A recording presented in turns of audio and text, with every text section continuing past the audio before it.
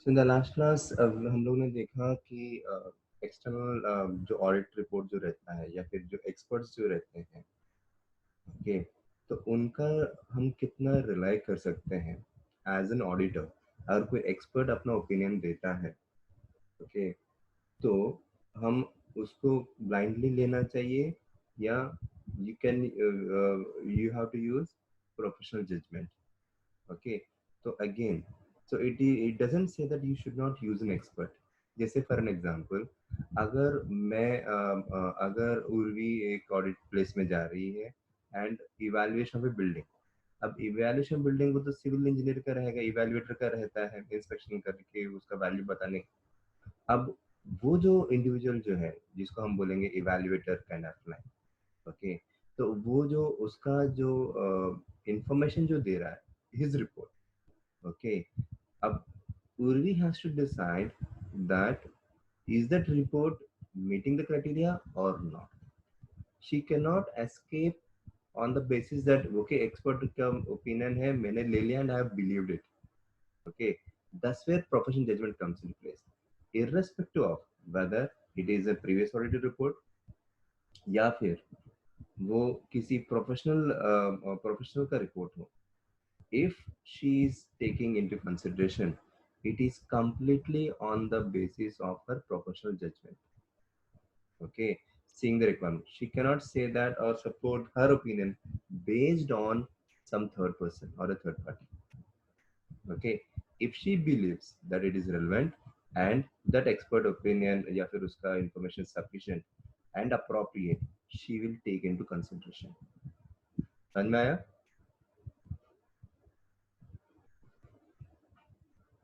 Okay, so this is where we have seen reference to the work of an expert in the last class. Now we are seeing is how we can rely on the internal audit. Okay, internal audit means what? It is a company's audit department. एक audit committee रहती है. Audit committee is going to appoint the internal audit person as an employee who is independently assessing the books of accounts of the company in a very transparent manner and identify in case any issues with the books of accounts. अब question ये है कि as an external auditor do you completely rely on it or not?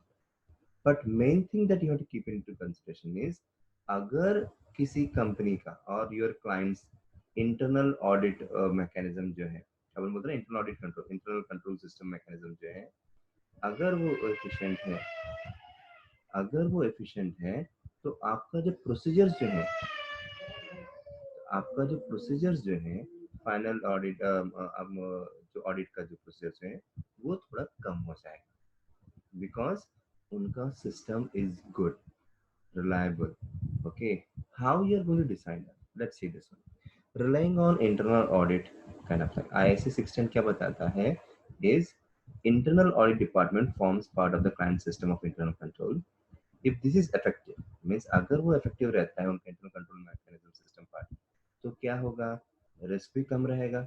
It may reduce control risk and therefore reduce the need for the auditor to perform detailed substantive testing. So that means if you are going to go for an audit for a company whose internal control mechanism is really good, then what happens? आपका काम कम हो जाता है, आपके procedures कम हो जाएंगे. Why? उनका risk is very efficient, they can identify risk. Okay, so आपके जो प्रोसीजर्स जो रहेंगे एनालिटिकल सब्सटेंटिव प्रोसीजर्स टेस्टिंग के लिए जो रहेंगे वो कंपैरेटिवली कम हो जाएंगे. Okay. Additionally, auditors may be able to cooperate with the client's internal audit department and place a reliance on their procedures in place of performing their own. So that means अगर on your basic testing से पता चलता है कि जो client का जो audit department जो है, जो इंटरनल ऑडिट जो है वो काफी अच्छा है एंड उनके procedures are very good and that is reliable, then wherever required आपके procedures बदले, you can replace that or rely on the procedures of the client's internal audit. But again, before relying on the work of internal auditor, external auditor must assess the effectiveness of the internal audit function, जो अभी हम लोगों ने पहले discuss किया था, and assess whether the work produced by internal auditor is adequate for the purpose of the audit. That means before you believe that internal audit team has done an effective या फिर proper audit and their internal control mechanism is robust, okay, आपको वो test करना पड़ेगा. आपके test करने के बाद अगर आपको लगता है ओके कि उनका जो प्रोसीजर्स जो है, उनका जो ऑडिट जो है are pretty good, efficient, effective, only then you will be in your audit plan reduce your क्या बोलेंगे substantive procedures for testing your audit part. समझ में आ गया? अब how will I decide कि यार इनका ऑडिट का जो सिस्टम जो है वो इफेक्टिव है? बिकॉज जब मैं टेस्ट करूंगा एंड वो टेस्ट में वो खरे उतरेंगे तभी मुझे यकीन आएगा कि उनका प्रोसीजर, उनका ऑडिट का जो इंटरनल कंट्रोल सिस्टम जो है वो अच्छा है. तो मुझे टेस्ट तो करना पड़ेगा. अब मैं किस बेसिस में बिलीव करूंगा कि उनका जो इंटरनल ऑडिट फंक्शन जो है वो काफी इफेक्टिव है? उसके इन्होंने 3 पॉइंट्स बताए. One number one, evaluating the internal audit function, ISA 610. So the extent to which the internal audit functions, organizational status, okay, and relevant policies and procedures support the objectivity of the internal auditor. That means जो internal auditor का जो purpose जो है, that is to identify the internal control के लिए अगर organization का जो policies जो है, okay, उनके procedures जो है, okay, if it is supporting the internal audit function, so that means they are pro audit, they are pro audit. That's the first thing. उनकी policies किस तरह से auditors को favorable है, that's the first thing. Second thing ये है कि जो ऑडिट का जो फंक्शंस जो कर रहे हैं, how far they are competent enough to perform those audits. That means एक तरह से आप ये देखोगे कि qualified people and experience people audit कर रहे हैं या नहीं in the audit function, audit department में. That's the second thing. तीसरा क्या है, जो इंटरनल ऑडिट फंक्शन ने जो अप्लाई किया है, systematic control and discipline approach and all, whether they have followed diligently during the internal audit process.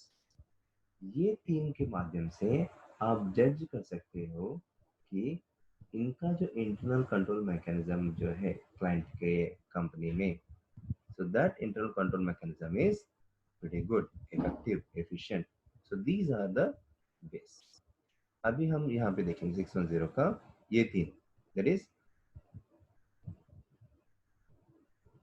तो अभी हम लोगों ने बोला कि how far we can rely on internal audit, और दूसरा इंटरनल ऑडिट के लिए we have three ways where we can identify. One is evaluating their objectivity, next evaluating their competence, and next evaluating their objective. अब इसको और detail में उन्होंने दिया है. ओके, अब इवैल्यूएटिंग ऑब्जेक्टिविटी हम कैसे करेंगे? ओके, सो नंबर वन, जैसे हम लोग बोला कि मैनेजमेंट का सपोर्ट. अब किस तरह से पता करेंगे कि वो मैनेजमेंट का सपोर्ट मिल रहा है कि नहीं, जो अभी हम लोगों ने डिस्कस किया. Whether the internal audit function reports to those charged with governance or has direct access to those charged with governance. उनके पास ये एक्सेस है या नहीं, अगर कोई गलती है, अगर कोई रेक्टिफिकेशन है, are they reporting to the people with governance, that is board, they are the ones who are responsible for the governance or implementation of the internal control mechanism part. दूसरा, whether the internal audit function is free from operational responsibility. Okay, that means ये internal audit function should not do their day to day work. वही लोग entry नहीं करेंगे, वही लोग books maintain नहीं करेंगे, वही लोग ऑपरेशंस में या फिर normal day to day working में इन्वॉल्व नहीं होंगे, क्योंकि वही लोग काम कर रहे हैं. दैट मीन्स अगर उर्वी ही काम करे और उर्वी उसका काम ऑडिट करेगी तो नेचुरली गलतियां नहीं रहेंगे, रहेंगे तो भी वो दिखेगी भी नहीं, right? So both people should be separate. The people who are performing the operations or the entry part of it, and the people who are doing the audit part. वो दोनों अलग हैं या नहीं? Okay. So next, whether those charged with governance are responsible for employment decisions such as remuneration. Okay, so जो जिनको आप governance पे रखा है, are they responsible for the remuneration or not? Next, चौथा, whether any constraints are placed. Constraint means एक तरह से responsibility या फिर hurdles, we can say that, are placed on internal or function by management or those charged with governance. एक तरह से you should be free from constraints, क्योंकि अगर मैं दबाव डालूंगा तो naturally under the stress and the pressure you are going to give me a favorable opinion in my favor. इसलिए वो constraints नहीं होने चाहिए on the internal audit function. जो डिपार्टमेंट, जो ऑडिट कमेटी के अंदर जो इंटरनल ऑडिट होगा, तो जो भी इंटरनल ऑडिट करने वाले हैं उनके ऊपर तो किसी तरह का दबाव नहीं होना चाहिए. ओके, एंड लास्ट क्या है, whether the internal auditors are members of a professional body which requires compliance with ethical requirement. That means जो भी इंटरनल ऑडिट कर रहा है, जो ऑडिट कमेटी के मेंबर्स हैं और वो मेंबर्स जो ऑडिट करने वाले हैं, are they qualified, are they professional experienced, are they member of the professional body or not. क्योंकि अगर they are qualified, competent and member of the professional body, तो definitely because of their professional ethics and code of conduct वो quality में compromise नहीं करेंगे. Okay, तो ऐसा. तो अभी तक जो किया उसमें कुछ डाउट है? उर्वी, शैलेंद्र, सुमन?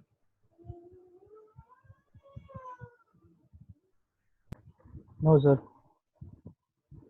ना. अब किस तरह से हम इवैल्यूएट कॉम्पिटेंस करेंगे? अभी हम लोगों ने देखा ऑब्जेक्टिव इवैल्यूएट किया, अभी कॉम्पिटेंस. Competence means what? जो ऑडिट कर रहा है, जो इंटरनल ऑडिटर जो है, is he capable enough, is he good enough, क्या उसके credentials good enough to be considered as competent. Okay, तो वो ISA 610 ये बताता है कि जो भी इंटरनल ऑडिट फंक्शन जो कर रहा है, the resources of the internal audit function जो है, are they appropriate. That means जो भी ट्रांजेक्शन वो ऑडिट कर रहे हैं, the nature, the size, on the base of the organisation part. So that is going to help you to know, identify the competence of the professional for the internal auditor part.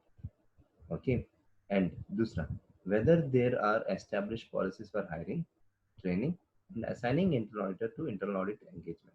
That means जिस तरह से as an external auditor हम लोग engagement letter में अपने को पता चलता है कि हम लोगों को क्या क्या करना है, वैसे ही जो भी इंटरनल ऑडिटर जो अपॉइंट होता है in the company, is was he properly trained, was he made aware the kind of procedures or the work that he needs to do, and has he been trained in the task that he is supposed to do.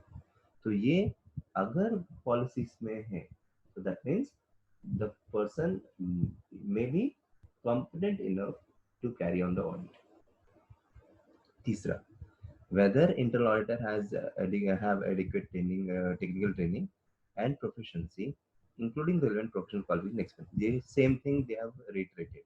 That means जो auditor audit कर रहा है उसको training मिला है कि नहीं, उसके पास एक्सपीरियंस है कि नहीं, इज ए प्रोफेशनल क्वालिफाइड और नॉट, ये सब भी मैटर करता है to evaluate the competence of the internal control या फिर internal auditor part. Whether internal auditor have acquired knowledge of the entity's financial reporting and the applicable financial reporting framework and possess the necessary skills to perform work related to the financial statements. अब that means जो auditor audit कर रहा है, क्या उसके पास उतनी काबिलियत है, उतना नॉलेज है, उतना एक्सपीरियंस है, और whether he is applying those financial frameworks which he supposed to follow, वो नॉलेज या स्किल उसके पास है या नहीं. एंड अगेन, क्या internal auditor, same thing they have referred, is a member of the professional body which requires CPD, that is continued professional development part. So these are the 4 to 5 criteria that you have to evaluate to understand the people who are doing in the internal audit is competent. Next, evaluating the systematic and disciplined approach. अब मुझे पता कैसे चला कि यार ठीक है, ये कॉम्पिटेंट भी है, ऑर्गेनाइज सपोर्ट भी कर रहा है, बट जो जो तरीके से जो काम कर रहे हैं, is it trustworthy, can I rely on it, that depends upon the approach on by which they are carrying on the audit. ये मुझे पता चलेगा विद देयर प्रोसीजर्स। ओके, तो वही यहाँ पे दिया है existence, adequacy and use of internal audit procedures and guidance. तो जो उनका जो मैनुअल जो रहता है इंटरनल ऑडिट का, उससे मुझे पता चलता है कि यार इनका प्रोसीजर्स अप्रोच क्या है ऑडिट करने का, and how are they applying the quality control system, the standards, okay, ISQC wala. So if the auditor considers it appropriate, that means you, अगर आपको लगता है कि internal auditors are good, they work in the area that they have experience, उनका function अच्छा है, and you can incorporate this in your planning process. So and again you also have to check the impact, okay, on the nature, timing and extend of the further audit process. तो ये सब जो है अगर आप evaluate करने के बाद आपको लगता है कि internal control mechanism is effective, so then as a final auditor, external auditor, you can reduce the analytical substantive procedures because of their strong or effective internal audit mechanism. Next, evaluating the internal audit work. So आप कैसे evaluate करोगे? The work was properly planned, properly performed, supervised, reviewed, and documented. दूसरा, you have acquired or you have obtained sufficient evidence appropriate, and the conclusions reached are appropriate in the circumstances, and the reports prepared are consistent with the work form. So these are the four ways where you can evaluate that the work of an internal auditor, okay, internal audit का work जो है is proper, is adequate, is properly performed, adequately performed. Okay, तब वही यहाँ पे दिया है, इसी को एक्सपेंड किया उन्होंने। To evaluate the work adequately the auditor must perform some procedures, कि उन्होंने एडिक्वेटली किया है कि नहीं। छोटे मोटे प्रोसेस करेंगे तो पता चल जाएगा कि इन्होंने जो इंटरनल ऑडिटर्स जो है उन्होंने अपना काम सही ढंग से किया है या नहीं, to ensure to the conclusion part. Next, the extent of which to be performed on the internal audit work will depend upon the amount of judgment. Again यहाँ पे तो काफी हद तक एक्सटर्नल ऑडिटर के प्रोफेशनल जजमेंट के ऊपर based है कि मुझे कितना ऑडिट कर, कितना सैंपल टेस्ट करना है टू चेक कि इंटरनल ऑडिटर ने अच्छी तरह से काम किया है या नहीं। Again, okay, so depend upon the amount of judgment involved and the risk of material misstatements in that area. So when reviewing and reperforming some of the work of the internal auditor, the external auditor must consider whether their initial expectations of using the work of the internal auditor is still valid. Okay, and note that auditor is not required to rely on work of internal audit.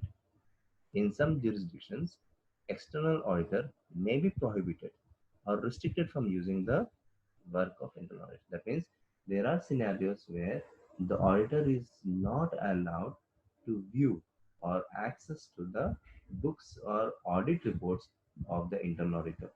So in that case, the auditor has to re-perform all the tasks completely. Then responsibility for auditor's opinion cannot be devolved, and no reference should be made in auditor's report regarding the use of others during the audit. ठीक है,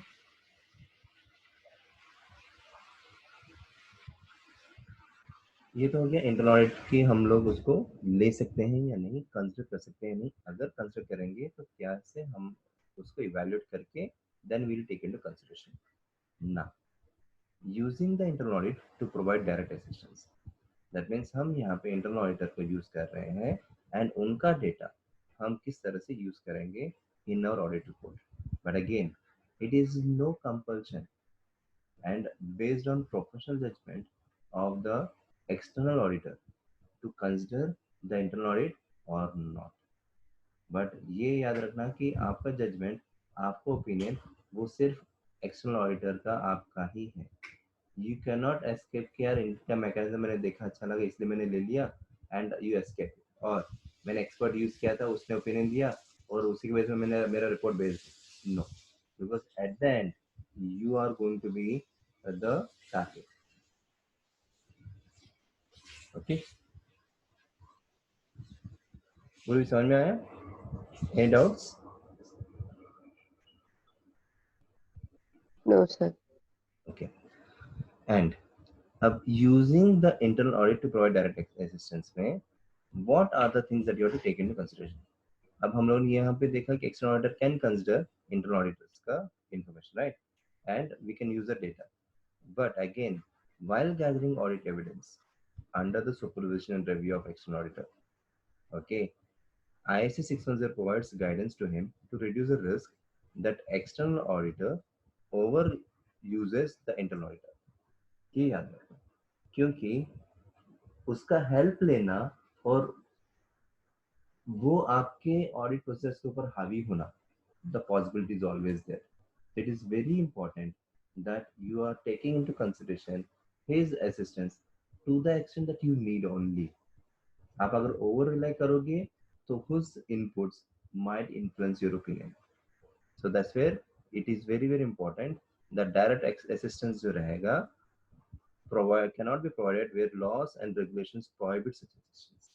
Especially in UK, what happens whenever you have an internal auditor part, internal auditor का कोई भी member, audit team का कोई भी member जिसने audit किया है वो आपके टीम में नहीं हो सकता।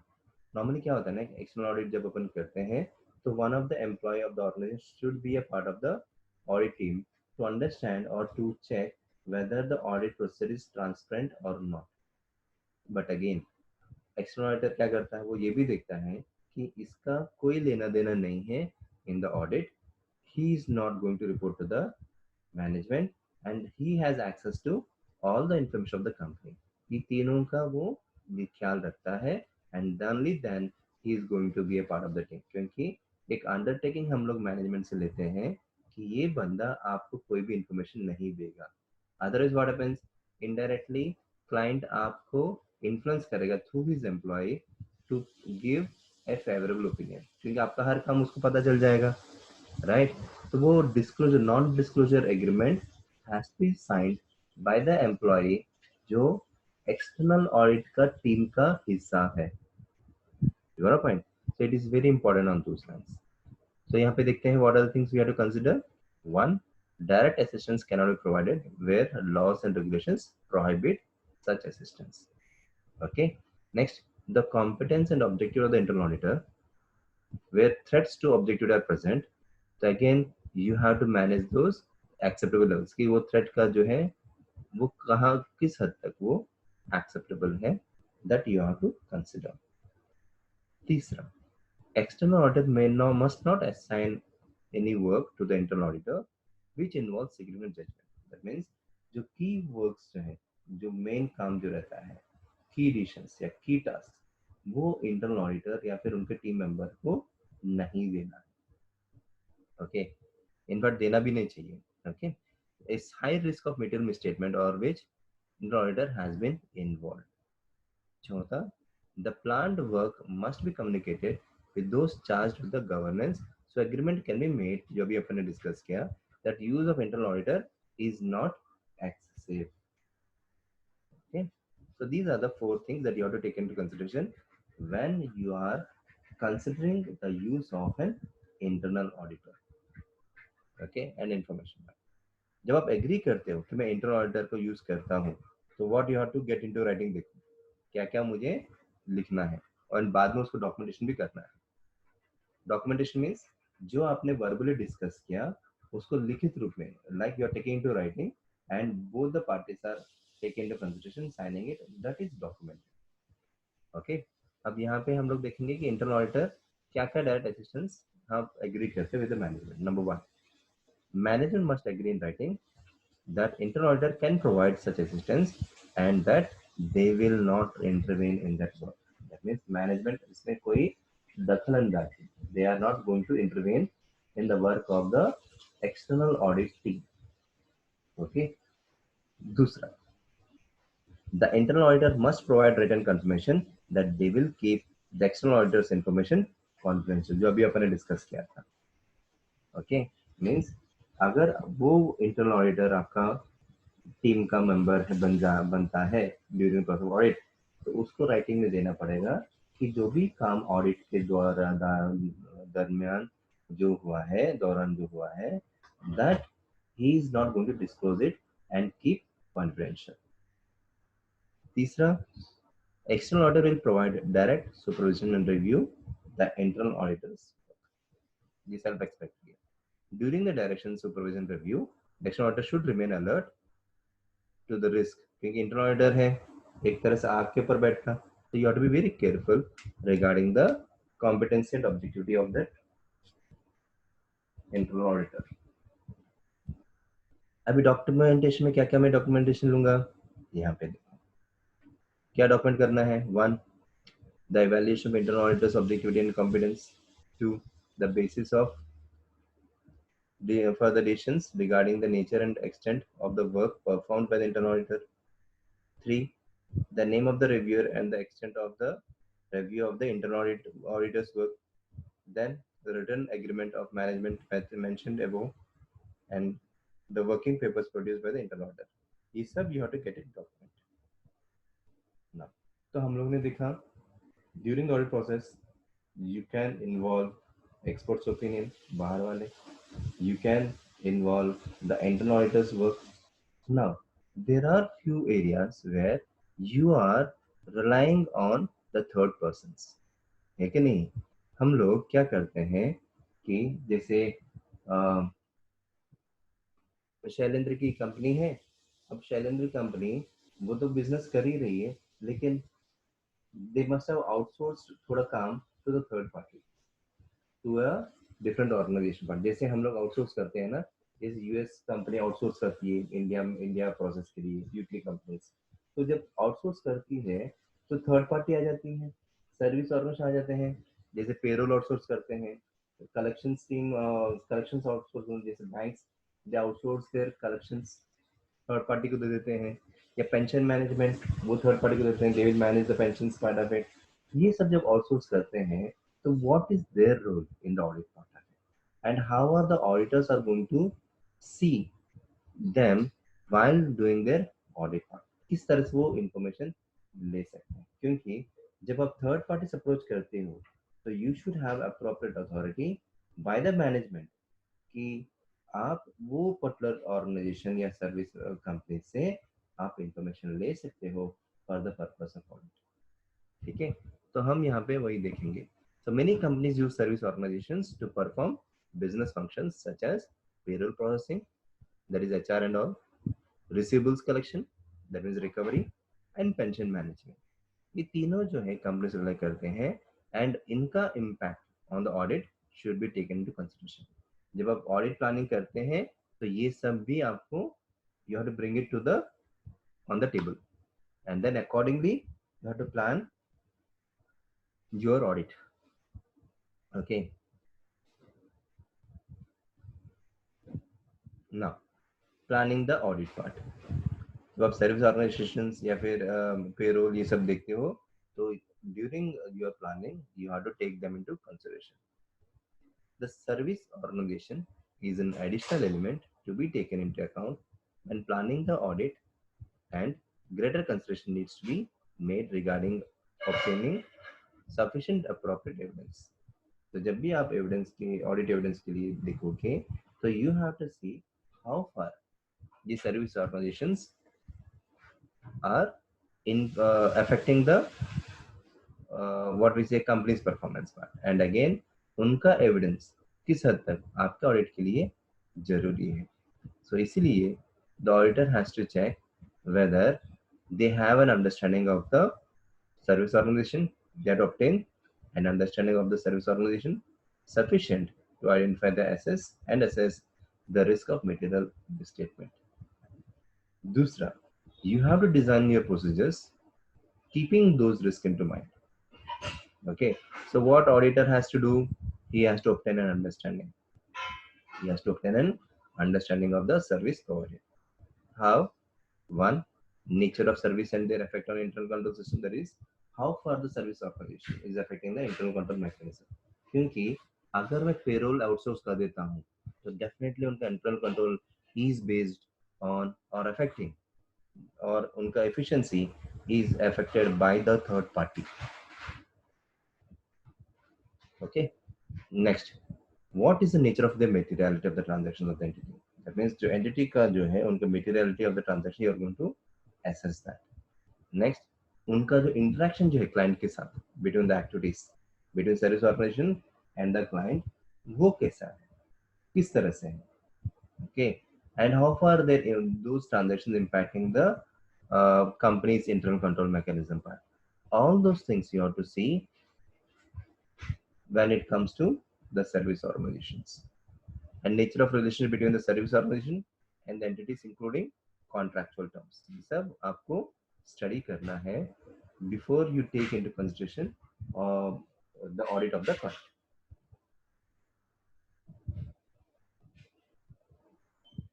Next, the auditor should determine the effect the use of a service organization will have on the assessment of risk. That is, reputation क्या है service organization का, existence कब से है, external supervision का, उनका control operated by service providers how far extent कितना है, client के company पे service organization का कितना control influence है. Next, what are the possibilities of they making errors, mistakes कैसे, and उनका जो कंट्रोल मैकेनिज्म जो है to monitoring part on the user by the user वो कितना हद तक है. दैट मींस मैनेजमेंट का कंट्रोल रिगार्डिंग द मिस्टेक्स वो किस हद तक है. So all those things you have to keep a check before you are considering the service organisation while doing the client's audit. Sources क्या है of information about service organisation, how you can. एक तो clients तो वैसे ही है, we have two types, one type 1, दूसरा type 2. Type 1 में क्या होता है कि you are trying to describe उनका कंट्रोल मैकेनिज्म. यहाँ पे देखते हैं, देखो, a type 1 report provides a description of the design and control at the service organization prepared by the management of the service organization. It includes a report by the service auditor providing an opinion on the description of the system and the suitability of the control. That means आप वो organisation के पास जाते हो, आपके बोलते हो कि देखो I am auditing the client, okay, I am an external auditor and I am going to audit the client part of it, and you have been managing the clients a particular role like payroll हो गया या फिर any other service work, you have been managing it. So I will be needing a report of yours so that, and also your controlling mechanism, how far it is transferred. Okay, so you are going to assess their suitability of the control and the same way in the report, and you are going to match with the report of the client partner, and you are going to assess how far they are professionally managing the client's function. ठीक है, type 1 report समझ में आया शैलेंद्र, सुमन and Urvi? Sir एक बार वापस repeat करो ना. Okay, type 1 report में क्या होता है कि आप जो सर्विस ऑर्गेनाइजेशन को इंटरनल कंट्रोल मैकेनिज्म को असेस करते हो and you are going to seek a report about the client from the service organisation. क्योंकि अभी जैसे ही समझ लो शैलेंद्र की कंपनी है और सुमन उनका पेरोल लिखती है. ओके, तो शैलेंद्र ने तो अपने रिपोर्ट्स में दिखा दिया कि ये payroll and all those things, but you will also assess, take a report from Suman saying कि आपने ये ऑडिट किया है, how for the control mechanism is there, and उसमें कोई फ्लॉस तो नहीं है या फिर कोई issues, and hence you are going to seek a report from Suman जो कि उनकी सर्विस प्रोवाइडर है regarding any control flaws of systems and all those things, and उनका कंपनी का जो ऑडिटर से एक रिपोर्ट ले लोगे कि सर्विस उनका भी ऑडिट रहता है. अगर आपने थर्ड पार्टी रखा है एचआर के लिए, पेरोल के लिए, तो पेरोल ऑडिट्स होंगे ताकि Suman can make Shailendra believe that उनकी तरफ से कोई गलती नहीं है, they can rely on their services. तो वो reports you have to take into consideration while you doing the audit. जब उर्वी शैलेंद्र की कंपनी में ऑडिट करेगी तो उर्वी सुमन से एक रिपोर्ट मांगेगी कि ये मैं I want to know your service auditor का report and suitability of the control mechanism. You got a point? तो वो type 1 report. Got it? Yes. अभी टाइप 2 में क्या होता है? Type 2 report is what? It is a report on description, design and operating effectiveness of the control at the service organ. That means आप report नहीं मांग रहे हो, बट वो सर्विस ऑर्गेनाइजेशन के लाइक उसका you are going to seek उनके control mechanism कैसा है. लाइक फॉर एग्जांपल, अब शैलेंद्र ने अपना प्रोसेस शुभन को दिया और उर्वी की जिम्मेदारी है कि शैलेंद्र की कंपनी को ऑडिट करे. तो पहले ये चेक करेगी सुरभि कि सुमन का जो सर्विस ऑर्गेनाइजेशन जो है उनका कंट्रोल मैकेनिज्म, उनका काम, उनका ये सब कैसा चल रहा है. इफ दे आर प्रोफेशनल, उनका अगर कंपनी बहुत नोन फॉर द क्वालिटी है, तो definitely Urvi can trust Suman's report, है कि नहीं? You know point. तो यहाँ पे मांग नहीं रहे हैं, हम बस बिलीव कर रहे हैं कि उनका मैनेजमेंट कैसा है सर्विस ऑर्गेनाइजेशन का, उनका ऑडिटर्स कैसे हैं, उनका कंट्रोल मैकेनिज्म कैसा है, उनका इफेक्टिवनेस कैसे है कंट्रोल करने का. And you're going to run few tests of the control performed by the auditor, and then you're going to rely on the data given by the client. Okay, if the auditor intend to use the report from the service auditor, they should consider again जो हम लोगों ने पहले देखा internal auditor का जो है same है. कॉम्पिटेंस देखेंगे, independence of the service organisation auditor. Next, standards कैसे हैं जो रिपोर्ट करने के. Okay, and you are going to ask a permission from your client so that you can access information from the service organization. वरना service organization आपको क्यों information देगा, right? And you and also you have a right to visit the service organization. अगर आपको लगता है doubt है, so then it is a duty of the external auditor to make a personal visit to the service organization and get the information, and then use another auditor to perform test of control, ताकि दोनों ना हो. That is, जो service organisation में जो audit करने वाला है और जो क्लाइंट में जो ऑडिट करने वाला है क्लाइंट के पास, दोनों सेम नहीं होना चाहिए, otherwise he will have influence again.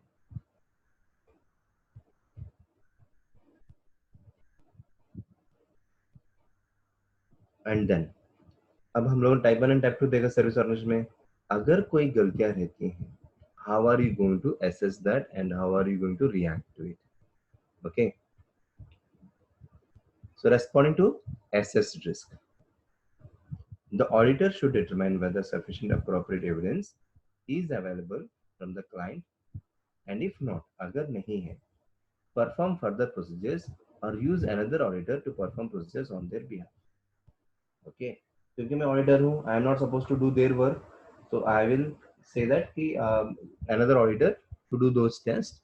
In case you feel like the evidence that you have received or you have collected or you have gathered, okay, or you have evaluated, if it is not sufficient and few more procedures needs to carry on, then you have to use another auditor to perform those procedures on their behalf if they need, if required.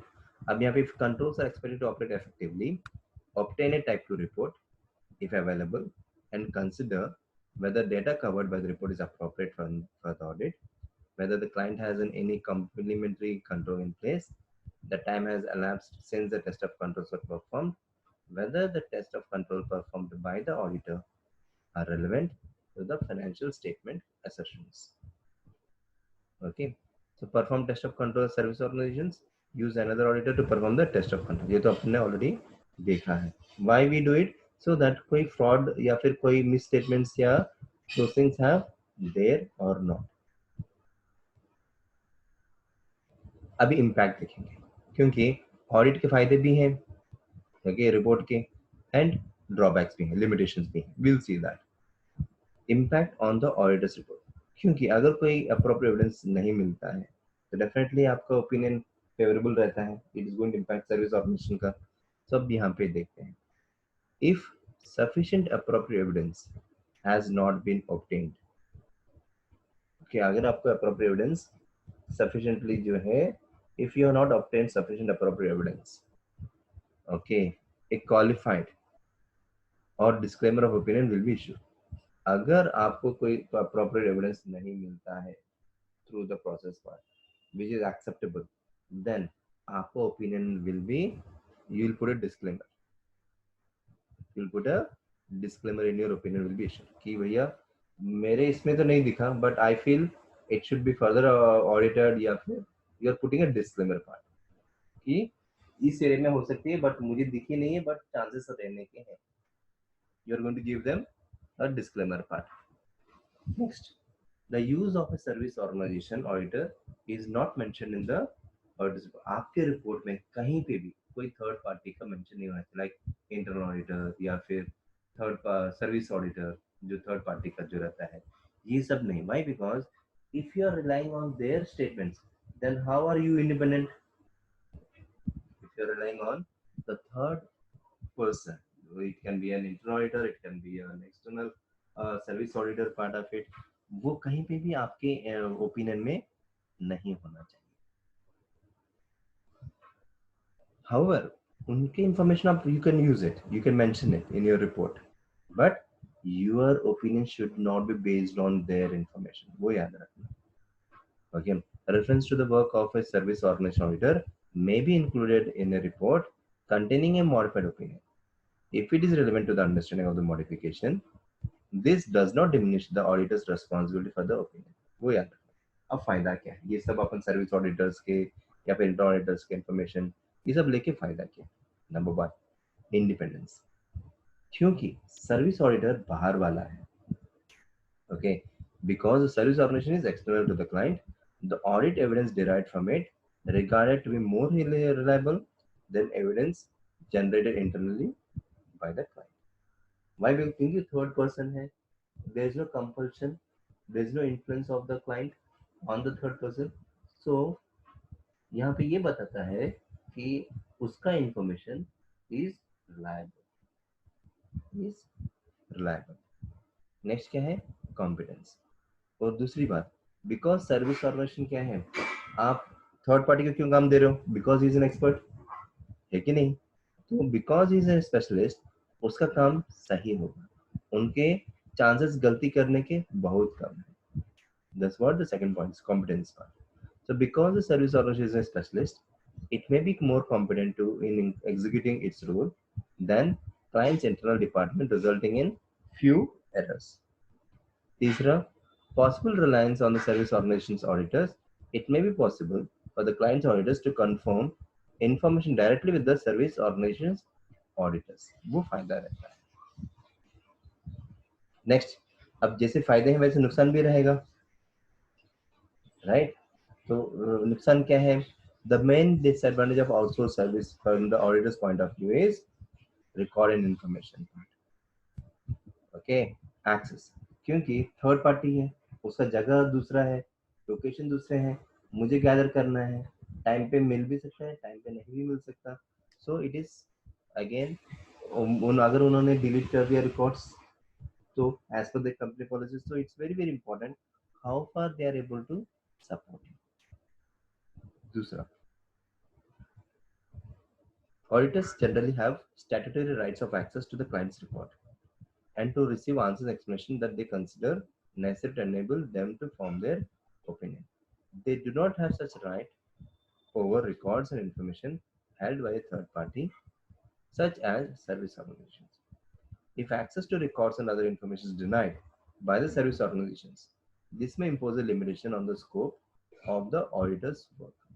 If sufficient appropriate evidence is not obtained, this will result in a modified auditor's report. ठीक है, क्या समझ में आया सुमन? I don't know, sir. नहीं. Hello? हाँ बोलो. कि ड्रॉबैक में ये अभी मैंने बताया सेकंड लास्ट और अभी लास्ट पैराग्राफ. हाँ, तो क्या समझ में आया आपको? नहीं आया. नहीं आया. देखो, अगर समझ लो इन द सेम एग्जांपल, सुमन आप शैलेंद्र कंपनी है, योर सर्विस ऑर्गेनाइजेशन अब ऑडिट कर रही है. अब शैलेंद्र कंपनी का एचआर का पेरोल आप मैनेज कर रहे हो. अब आप यूरवी को इंफॉर्मेशन नहीं दोगे को वो डेटा नहीं मिलेगा. तो that means what, that is a drawback, क्योंकि योर आपका कंपनी की पॉलिसी अलग रहेगा.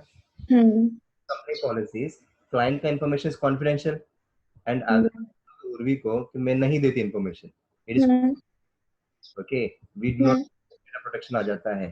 तो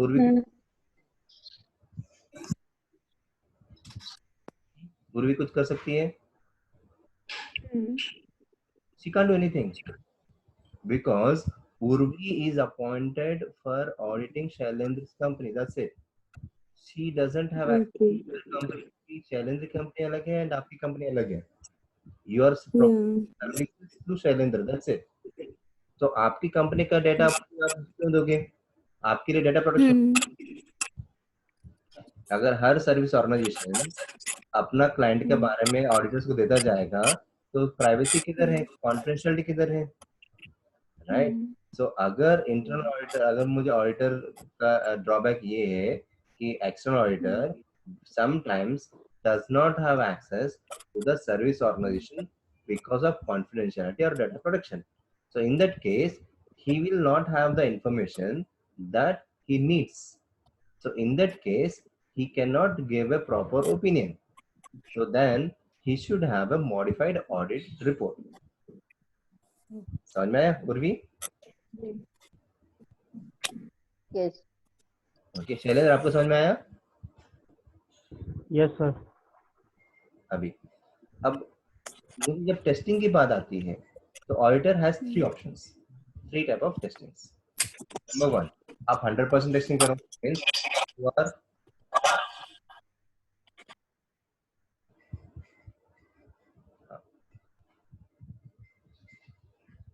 सो नंबर 1 100% टेस्टिंग। दैट मींस अगर कंपनी छोटी है, if it is a small company, you can do an 100% testing. That means उसका जो फाइनेंशियल ट्रांजैक्शंस जो रहते हैं वो काफी कम रहेंगे, दे आर वेरी स्मॉल, ज्यादा नहीं रहता। So in that case what happens, you can test all the items of the company as an auditor. So auditors requires greater audit confidence. For example, an area that is material by nature or is considered to be a significant risk, the auditor may decide to test all the items within the population. Okay, अगर population size छोटा है तो, लेकिन हर जगह पे वैसा नहीं रहता। Okay, so in that case what happens, he cannot take 100% as a testing. So then he will take randomly, he will take a sample, छोटा size. Okay, so items with special characteristics may be chosen for testing such as high value items. That means you create a benchmark, audit के time पे benchmark रखोगे, वो benchmark के ऊपर जो भी रहता है वैल्यू हाई आइटम्स के आप टेस्ट करोगे। और दैट मींस एक पर्टिकुलर अमाउंट रखोगे, वो अमाउंट का जो ऊपर जो भी रहेगा ट्रांजैक्शन आप उसको वेरीफाई करोगे। So that's where these items to obtain information part of it. Although you are going to assess less than 100% population, you are taking a sample, आप वो sample को इस तरह select करोगे so that it will have all the aspects of the population. Okay, and in that particular category आप choose करोगे high value items, एक certain amount के ऊपर जो रहता है, and items जहाँ पे information की जरूरत पड़ती है, तो इसको हम बोलेंगे specific items, not sample, specific items. आप एक आइटम्स का बेंचमार्क रखोगे एंड वो आइटम्स पूरे आप चेक करोगे। ओके, नेक्स्ट इज सैम्पलिंग, जो अभी हम लोगों ने डिस्कस किया। सैम्पलिंग में क्या होता है कि आप एक पूरे 100% में से you are going to take certain sample which has all the qualities of the population part and randomly pick करते हो, and you are going to provide to the auditor reasonable basis on which you are going to draw the conclusion, and they have to represent the population part. वही यहाँ पे दिया है, the application of audit procedures to less than 100% of items within a population of audit relevance such that all sampling units, that means all the 100 items, have equal choice of selection in order to provide the auditor with reasonable basis on which to draw conclusions about the entire population.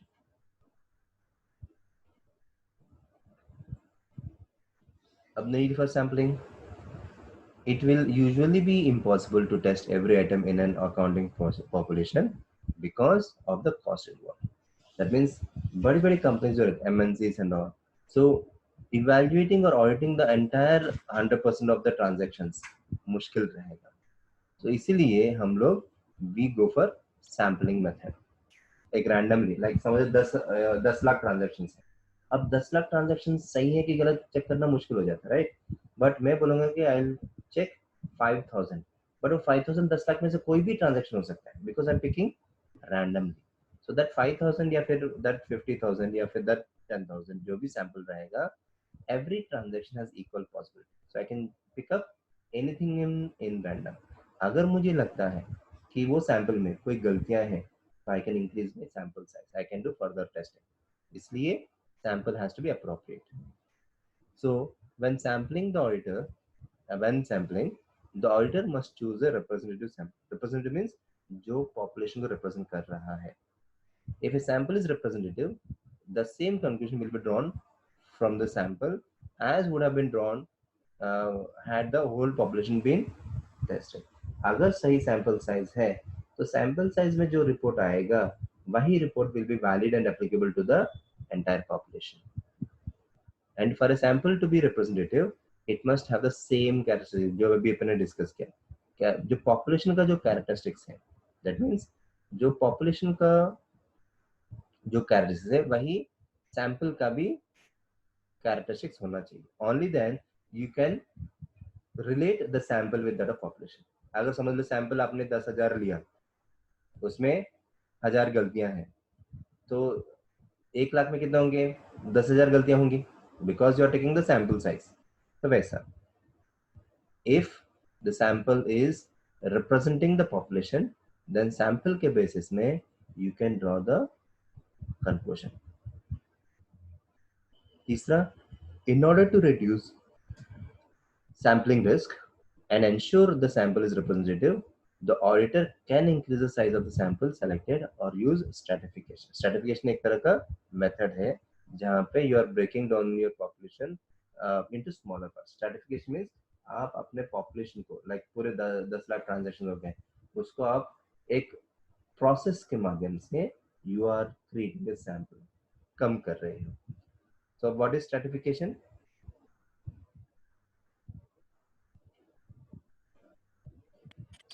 बोलो यहाँ पे. It is used in conjunction with sampling. Stratification is the process of breaking down a population into smaller population. Sample बनाने के काम. Okay. So what is stratification? यहाँ पे example दिया है, बोलो. Go through. Example भी है, मुझे example समझाओ. Urvi, go through ISA 530 stratification का. So जो अभी अपन ने डिस्कस किया ये है और उसका example. So you go through this and let me know what you understood from the example part.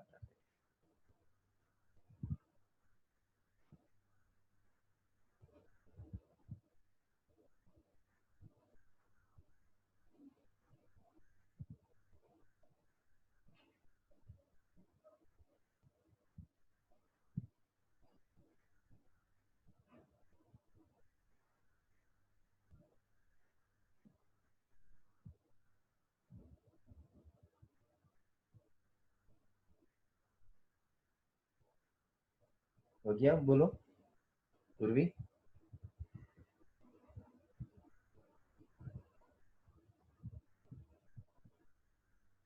Sir extrapolated मतलब एक्स्ट्रापोलेटेड एक्सट्रापोलेटेड का मतलब ये है कि you are trying to ensure कि जो पॉपुलेशन जो आप सेलेक्ट कर रहे हो, okay, that should have a very close resemblance and you are going to take it to the map it to the population part.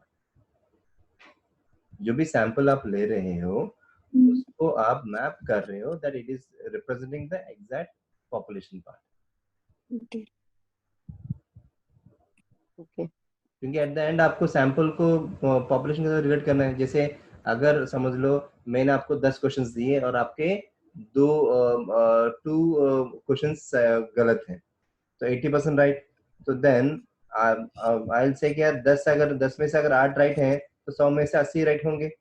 मैंने क्या किया? I did an extrapolation. Extrapolation means related my sample to that of the population part of it. You are a point. लेकिन मैंने आपको 100 काम नहीं दिए, मैंने सिर्फ 10 काम दिए. 10 में से आपने 8 काम सही किए, 2 काम गलत किए, तो मुझे लगेगा कि अगर 10 काम में अगर आपका 2 गलत है तो 100 काम में आपके 20 गलत होंगे। Okay, so that's where it comes into place.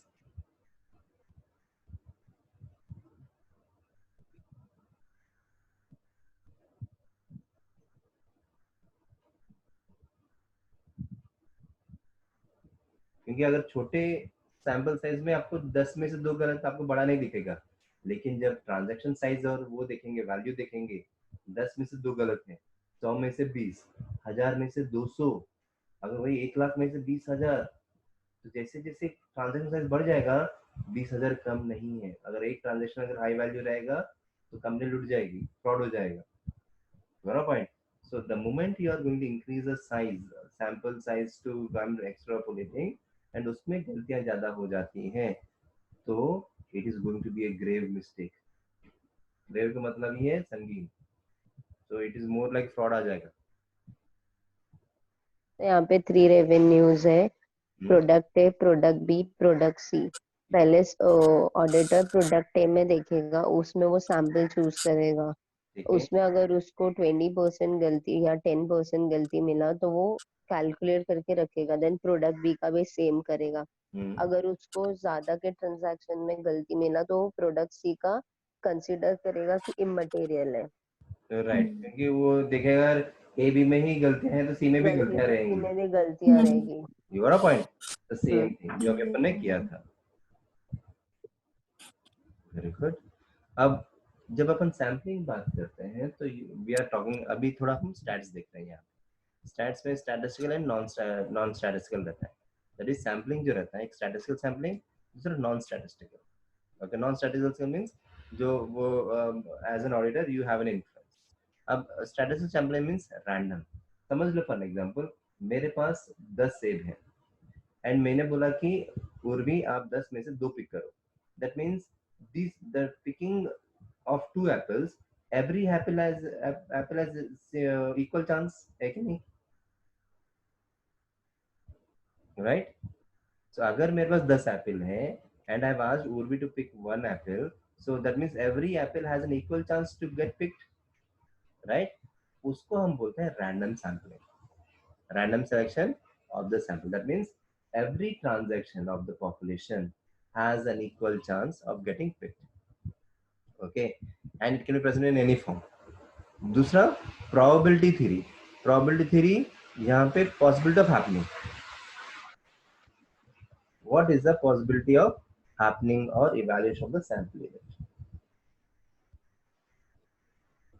अब any approach that you that does not have both this characteristics is considered to be non sampling. अगर कोई रैंडम नहीं है या प्रोबेबिलिटी नहीं है तो दैट मीन्स वो स्टैटिस्टिकल नहीं रहेगा, it will be non statistical sampling. ये अगर दोनों नहीं है, रैंडम एंड प्रोबेबिलिटी, तो वो स्टैटिस्टिकल सैम्पलिंग नहीं है। प्रोबेबिलिटी थ्योरी मतलब क्या होता है? एक्चुअली वो प्रोबेबिलिटी कैसे थ्योरी में, इवैल्यूएट होता है? Probability theory means the possibility of happening and not happening. Probability का मतलब ही है पॉसिबिलिटी। ओके, जैसे you play cards, what is the possibility of you winning the this thing game? 50-50, आप जीत भी सकते हो, हार भी सकते हो, राइट? तो वो बोलेंगे प्रोबेबिलिटी। ओके, जैसे डेक ऑफ कार्ड्स है, अगर मेरे पास कांच की गड्डी है और मैं बोलूंगा मुझे किंग चाहिए, राइट? तो वो किंग भी मुझे हार्ट होगा, हार्ट चाहिए, क्योंकि यू हैव 4 कलर्स, 2 रेड और 2 ब्लैक। तो मैं बोलूंगा कि मुझे वो एक रेड चाहिए, वो भी हार्ट चाहिए। तो what is the possibility? Probability वहां पे आप बोलेंगे probability is nothing but the possibility of happening an event और possibility of not happening an event. Got a point? अगर ये सब बेस्ड है रैंडम सैम्पलिंग या प्रोबेबिलिटी के बेसिस में है तो then we call it statistical sampling. अगर ये दोनों नहीं है तो we classify it as non statistical sampling. Got it? अब स्टैटिस्टिकल सैम्पलिंग में क्या क्या मेथड्स हैं, टाइप ऑफ मेथड्स क्या है? रैंडम सिलेक्शन, जो ऑलरेडी हम लोगों ने देखा कि you are picking in random. जैसे अब मुझे एक आदमी चाहिए, शैलेंद्र, सुमन और उर्वी में से एक चाहिए, तो मैं किसको पिक कर सकता हूँ? एवरीवन हैज इक्वल चांस और नॉट? तो वो रैंडम सैम्पलिंग हो जाता है और रैंडम सिलेक्शन। और दूसरा सिस्टमैटिक सिलेक्शन। सिस्टमैटिक में क्या है? यहाँ पे मैं रैंडम नहीं ले रहा, सबको मैं बोलूंगा कि यार, अगर समझो 10 लोग हैं, मैं बोलूंगा कि ऑड नंबर इधर आ जाओ, इवन नंबर इधर आ जाओ. सो दैट मीन्स जो भी लाइन में 1, 3, 5, 7, 9th पोजिशन है वो एक तरफ हो जाएंगे, 2, 4, 6, 8, 10 वो एक तरफ हो जाएंगे. सो उसको बोलेंगे सिस्टमैटिक सिलेक्शन. दैट मीन्स आपने एक पॉइंट रखा एंड वो पॉइंट में जो भी रिपीट होता है, ओके, वो रैंडम सैम्पलिंग में आ जाता है. क्योंकि पहला आइटम रैंडम रहेगा, बाकी सब फॉलो करेंगे. क्योंकि पहले पर्सन को जब मैं चूज करूंगा वो चॉइस रैंडम रहेगा, बट बाकी सब सिस्टमैटिक रहेगा. स्पेशली कंप्यूटर्स में कंप्यूटर प्रोग्राम वैसे करता है. लाइक पहला आइटम वो रैंडम पिक करेगा, उसके बाद वाले सब जो रहेंगे they will follow a particular pattern. Okay, जैसे फॉर एग्जांपल अभी मेरे पास 10,000 लोग हैं. मेरे पास 10,000 लोग हैं. अब मैंने फर्स्ट मैं बोलूंगा कि यार हर 50 में हर 50th item I will pick it. What I said, every 50th item I will pick it for auditing. अब फर्स्ट वाला मैंने 30th आइटम लिया. पहला आइटम मेरा क्या है, 30th वाला पोजीशन. नेक्स्ट आइटम क्या रहेगा बोलो सैम्पलिंग में?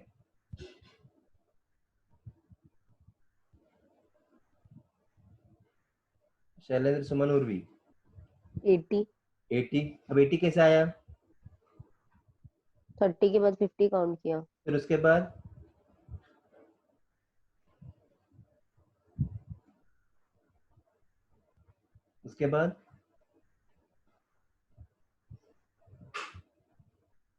सिंपल जोड़ना ही तो है. नेक्स्ट क्या आएगा, नेक्स्ट आइटम क्या रहेगा?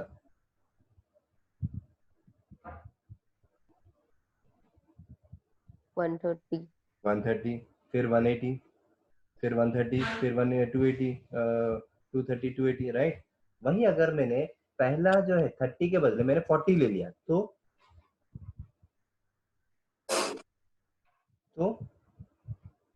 पहला अगर मैंने 40 लिया तो 90. 90, फिर 140, फिर 290, 190, फिर 240. दैट मीन्स व्हाट, पहला आइटम इज रैंडम, किसी को भी पिक कर सकते हैं, बट उसके बाद वाले जो भी हैं you know which I am going to pick, right. Suman, पहला आइटम जो अपन ने मैंने 30 बोला, फिर 40, फिर 20 में बोलूंगा. You don't know which number I am going to pick the first one, but once I pick it you guys are aware कि next sample कौन सा होगा, right? Why? Because I'm creating a criteria. क्या every 50th one I will picking it. First one you don't have, but उसके बाद once I pick it up, you have an idea. उसका हम बोलेंगे systematic selection. Okay? समझ में आया Urvi? Yes. और तीसरा जो है monetary unit selection. Monetary unit selection में क्या होता है कि आप एक बेंचमार्क रख देते हो कि भैया up to this level I will take into give a benefit of doubt, but ये मार्क के ऊपर जो भी रहेगा I will pick all the transactions. Like for example अभी ट्रांजैक्शन नॉर्मली पीटी कैश रहेगा तो 2-3 हजार 5,000 रहेगा. सो you might keep an upper limit of 10,000. That means जो भी transaction जो approve हुए हैं 10,000 के ऊपर on a managerial level, I will do the audit. Why? I have kept a value benchmark. तो जो भी benchmark के ऊपर रहेगा, I am going to assess or evaluate those transactions. Okay? So that's easier. आप filter करोगे, computer में जाओगे, रिपोर्ट निकालोगे जो all the transactions which are more than that value, and वो रिपोर्ट आ गया. And you are going to do your audit for all the transactions which are more than 10,000. Okay, इसको हम बोलते हैं मॉनेटरी यूनिट सिलेक्शन. ये सब जो है सैम्पलिंग मेथड्स हैं. अब दूसरा स्टैटिस्टिकल सैम्पलिंग एंड दूसरा नॉन स्टैटिस्टिकल मेथड्स. अब नॉन स्टैटिस्टिकल मेथड्स में क्या है, वन हैफेजर्ड सिलेक्शंस. दैट मींस आप कोई स्ट्रक्चर नहीं है, मैंने पहले दूसरा आइटम लिया, फिर उसका तीसरा लिया, उससे सडनली मैंने 15th आइटम ले लिया, 15 के बाद मैंने 20th आइटम लिया, फिर डायरेक्टली 35th आइटम लिया. दैट मींस व्हाट, कोई पर्टिकुलर पैटर्न ही नहीं है, हैफेजर्ड, अनबायस्ड. ओके, कोई स्ट्रक्चर नहीं है, नो प्रेडिक्टेबिलिटी पार्ट. तो उसको हम बोलते हैं हैफेजर्ड सिलेक्शन. और दूसरा जो है block selection. This involves selecting a block of contiguous that is next to each other. Block means आप एक pattern लोगे, block select करोगे from the population part. This technique is used for cutoff testing. Cutoff testing के लिए हम use कर सकते हैं. नॉन स्टैटिस्टिकल एंड मेथड्स जो है, ब्लॉक सेक्शन का एक एग्जांपल बनाओ. ब्लॉक सेक्शन का एग्जांपल मींस एक तरह से रेंज समझ लो. Like for an example, I will take 100 से 200 तक के ट्रांजैक्शन में देखूंगा, it is one block. Then 600 से 700 के ट्रांजैक्शन में देखूंगा, that's another block. That means अगर ब्लॉक में अगर मुझे एरर नहीं मिला तो I will take you 100% granted.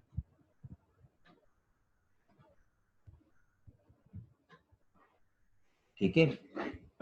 तो ये दोनों में जो है हैप्पीज़र सिलेक्शन और ब्लॉक सिलेक्शन या फिर नॉन सैम्पलिंग मेथड में क्या होता है कि ऑडिटर का या फिर जो भी सैंपल ले रहा है उसका इन्फ्लुएंस इसके ऊपर रहेगा. दैट मींस इट इज इसको इसलिए इसको क्या बोलते हैं, जजमेंटल सैंपलिंग. जजमेंटल मींस जहां पे auditor is using his judgements. Okay, तो दैट मींस आप जजमेंट लोगे तो आप अपने हिसाब से लोगे, सो बायसनेस रहेगा. तो इसलिए जब भी आप ऐसे सैम्पलिंग मेथड यूज करते हैं जो नॉन स्टैटिस्टिकल सैम्पलिंग रहता है, the possibility of auditor getting bias is very high. Bias means influence. समझ में आया? सो पॉसिबिलिटी अगर इन्फ्लुएंस रहेगा तो डेफिनेटली वो ऑडिटर कहीं ना कहीं मिस स्टेटमेंट्स को कवर अप कर रहा है. There is a possibility of material misstatements. वो याद रखना. जब भी नॉन स्टैटिस्टिकल मेथड रहेगा तो समझ लेना कि there is an element of biasness and that might result into misstatement. ठीक है. अब सैंपल कैसे डिजाइन करें? अब यहाँ पे when designing a sample, the auditor has to consider one, purpose of the procedure, two, combination of the procedures has to perform, three, nature of evidence sought, and four, possible misstatement conditions. These are the four things that an auditor has to consider before designing a sample. Before designing a sample. यहाँ पे एक illustration दिया है, देखो. Same मुरे company का ही sampling. अब मुरे company deals with large retail customers and therefore has a low number of large receivables balances on the receivables ledger.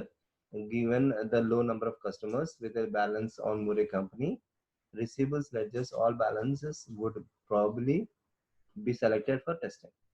However, for illustrative purpose, the following shows how a sample of balance would be selected using systematic and monetary unit sampling. अब यहाँ पे systematic sampling में क्या होता है कि मैं बोल रहा हूँ कि हर तीसरा, यहाँ पे दिख रहा है, मैं हर तीसरा में या फिर पांचवा आई am taking an item. You can see मैंने 4 आइटम का नंबर रखा, एवरी थर्ड आइटम और काइंड ऑफ लाइक. सो इसमें सिस्टमैटिक सैम्पलिंग आ जाती है. देखो 19 कस्टमर्स हैं. The sampling is calculated on the total number of balances and dividing it by samples. 19 divide by 3 अगर डिवाइड करेंगे तो एवरी इन केस आइटम 10. तो कौन सा मैं पिक कर रहा हूँ, इजीली हो जाता है. ओके, लाइक मैंने थर्ड लिया, थर्ड के बाद सिक्स के बाद then I could have taken 9th और 10th, then 10 अगर लिया, then 13th. So you are trying to see how you are taking the random part. How you are taking the random. अगर मैं 10th शुरू किया, पहला कुछ भी हो सकता है. रिमेंबर मैंने पहले बोला है कि अगर 19 है तो फर्स्ट सिस्टमैटिक सैम्पलिंग में पहला वाला किसी को पिक कर सकता है. तो यहाँ पे पहला वाला उन्होंने 10th को लिया, 10th नंबर को लिया. 10th के बाद 13, 13 के बाद 16, 16 के बाद 19, फिर पीछे 19 के बाद 3, 3 के बाद 6. You got my point. First वाला किसी को पिक कर सकते हैं. तो यहाँ पे एग्जांपल में 10th, इसको हम बोलेंगे systematic sampling. Got it? Suman, Urvi, Shailendra. Yes, systematic sampling. Okay, क्योंकि जो पहला वाला जो है, this can be any number. This can be, अगर मैं अगर समझ लो 11th लेता तो 2 विल बी व्हाट 15. 15 नहीं, 11th लेता तो क्या रहता, 14. 14 के बाद 17 हो जाता, 17 के बाद ये 2 हो जाता. You got a point. तो वैसा. सो नेक्स्ट है monetary unit sampling. Monetary unit sampling means I am taking these things. I am taking the monetary aspect, this aspect, the balances जो है, okay, the balances, cumulative balance मुझे लेना पड़ेगा। Cumulative balance means जहां पे भी ज्यादा है, ओके। तो I am taking the monetary values and accordingly I am going to do the audit part of it. तो यहाँ पे वही दिया है, देखो, monetary unit sampling can utilise the either the random और सिस्टमैटिक सैम्पलिंग मेथड।